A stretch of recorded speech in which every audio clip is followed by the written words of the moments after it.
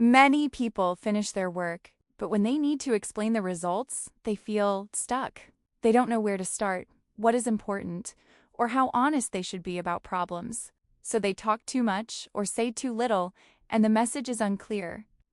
In this video, you'll learn how to explain results or outcomes clearly and confidently at work. Stay till the end to practice the key sentences out loud. Let's practice the best way to explain results and outcomes. Stay with us till the end and you'll feel much more confident using these sentences at work. We've just completed a phase of a project. Now, let's see how Harry and I explain the results to the team and talk about what comes next. All right, thanks everyone for joining. I'll walk through the results from the last phase. Then we can talk about what they mean and what we should do next. Sounds good. I'm interested to hear how things turned out. Overall, the results are positive, but there are also a few points we should look at more carefully. Let me start with the main goal. Okay, so we will overview the big picture first. Exactly. Our main goal was to reduce processing time for incoming requests. Right, that was the key target. On average, we reduced processing time by about 20%. That's better than expected, isn't it? Yes. We originally aimed for 15%, so this result is stronger than planned. What helped us get there? Two things mainly. First, we simplified the workflow, so handovers between teams were faster. Second, we spotted issues earlier instead of finding them at the end. So fewer surprises later on.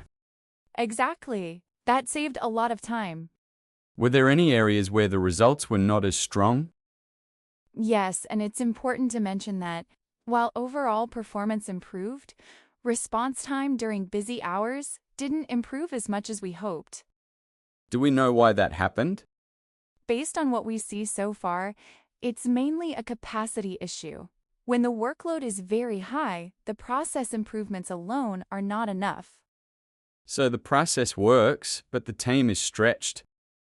That's a good way to put it. The process helps, but it has limits when demand increases. How about user feedback? Overall, feedback is better than before. We received fewer complaints and many users said things felt smoother. However, some users mentioned inconsistency, especially at peak times. That matches what we're seeing internally. Yes, it does. So if we look at the results as a whole, we can say the main goal was achieved. Performance improved overall, but busy periods are still a challenge. That's a clear summary. That's what I want to focus on. The results are encouraging, but they don't mean the work is finished. What did we learn from this phase? A few key lessons. First, small process changes can bring quick benefits. Second, those benefits are limited if we don't address capacity. And third, we need to track results over time, not just once. Those lessons are useful.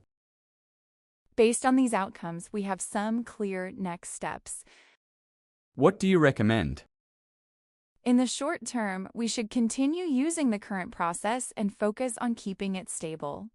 In the medium term, we should look at how to support peak workloads better. And in the longer term, we may need automation to reduce manual work. Are we ready to move to the next phase? Yes, but with realistic expectations. We shouldn't expect another big improvement unless we fix the capacity issue. That's fair. I want to be clear about that so we don't overpromise. How confident are we in the data?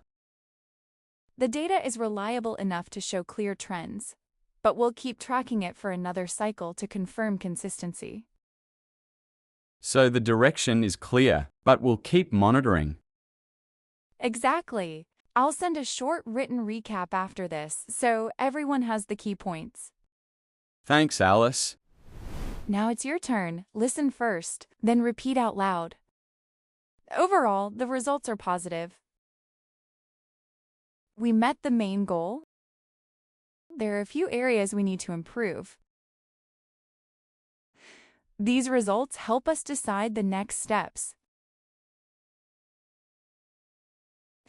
Overall, the results are positive, but there are a few areas we should improve.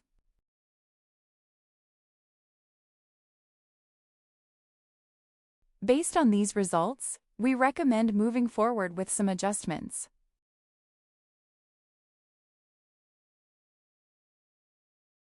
Say it again. Focus on clarity, not speed. Great work! Explaining results at work is not about sounding impressive. It's about explaining what happened, being honest about limits, and helping the team move forward. If you can do this clearly, people trust your work and your decisions. Come back later today and shadow this video one more time.